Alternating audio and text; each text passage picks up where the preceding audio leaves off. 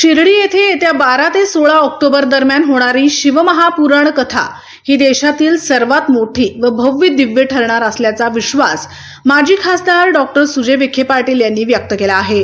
या कथेचे आयोजन जनसेवा फाउंडेशनच्या वतीने करण्यात आले असून उत्तर प्रदेशातील प्रसिद्ध प्रवचनकार प्रदीप मिश्रा महाराज हे 5 दिवस भक्तांना आध्यात्मिक प्रवचनांनी मार्गदर्शन करणार आहेत। या कथेचे ठिकाण शिर्डी येथील अस्तगाव माथा परिसरात असणार असून त्यासाठी जय्यत तयारी सुरू आहे। मंडप उभारणीचे काम युद्ध पातळीवर सुरू असून भाविकांसाठी बसण्याची सोय, पिण्याच्या पाण्याची सुविधा, पार्किंग आणि इतर सोयी सुविधा जनसेवा फाउंडेशनच्या माध्यमातून करण्यात येत आहेत। या कथेचे विशेष आकर्षण म्हणजे 12 ज्योतिर्लिंग आणि 4 धाम दर्शनाचा देखावा, जो अत्यंत भव्य आणि दिव्य स्वरूपात साकारण्यात येणार आहे। देशभरातील विविध प्रांतांमधून येणाऱ्या भक्तांसाठी हा एक अनोखा आध्यात्मिक अनुभव ठरणार असल्याचे डॉक्टर विखे पाटील यांनी सांगितले।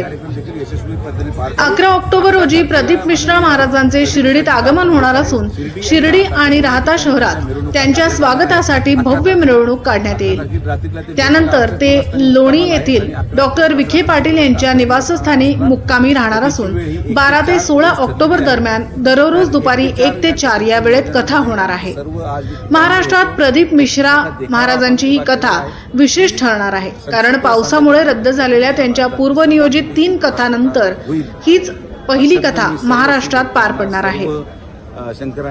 मिश्रा महाराजांच्या प्रत्येक प्रवचनास 3 ते 4 लाख भाविक उपस्थित राहतात, त्यामुळे यावेळी शिर्डीत लाखो भाविकांचा जनसागर उसळण्याची शक्यता आहे।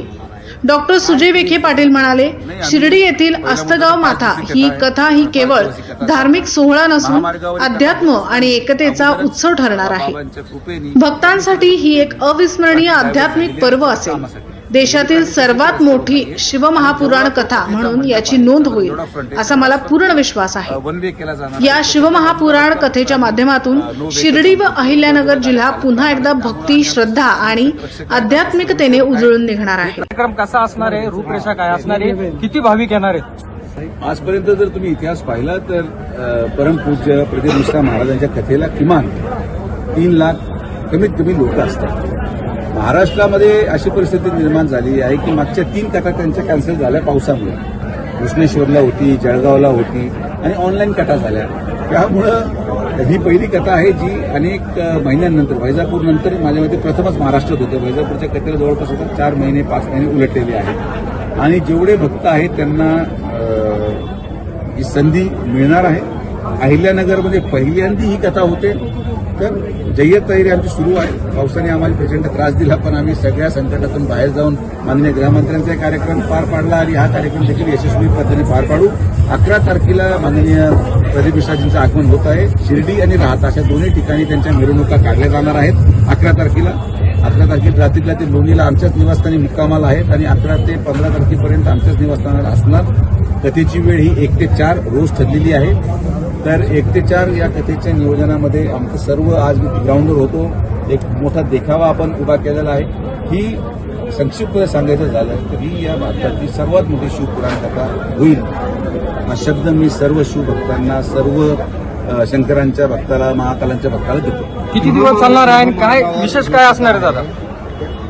महामार्गावर ही कथा आहे, त्यामुळे वाहतुकीचा मोठा प्रश्न निर्माण होणार आहे। काय तुम्ही सूचना करू शकता? नाही, आम्ही पहिला मुद्दा तर 5 दिवसीय कथा आहे, त्यामुळे 5 दिवस ही कथा चालणार। महामार्गावर ही कथा होत असताना अगोदरच बाबांच्या कृपेने, परमेश्वराच्या कृपेने ट्रॅफिक डायव्हर्ट झालेली आहे रस्त्याच्या कामासाठी। हेवी ट्रॅफिक तशी त्या रस्त्यावर नाहीये आणि जेवढा तो कथेचा मंडप आहे, साधारण जेवढा फ्रंट आहे तेवढाच फक्त 1 वे केला जाणार आहे। कथेच्या बाजूचा रस्ता फक्त आम्ही नो व्हेकल झोन करतो, एक बाजूला गाड्या चालत राहणार आहे। त्यामुळे आणि आमचे सुरक्षक रक्षक आहेत, आमचे स्वयंसेवक आहेत, हे ट्रॅफिक जाम होऊ देणार नाहीत।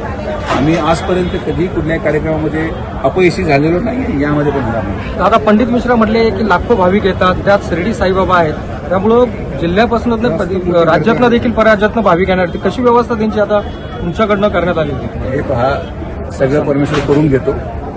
आपल्या मनामध्ये प्रामाणिकता आहे आणि आपण अनेक वर्षांनंतर, प्रतीक्षेनंतर ही तारीख आम्हाला मिळाली आहे। धार्मिक कार्यक्रम असल्यामुळे फार जास्त करावं लागत नाही।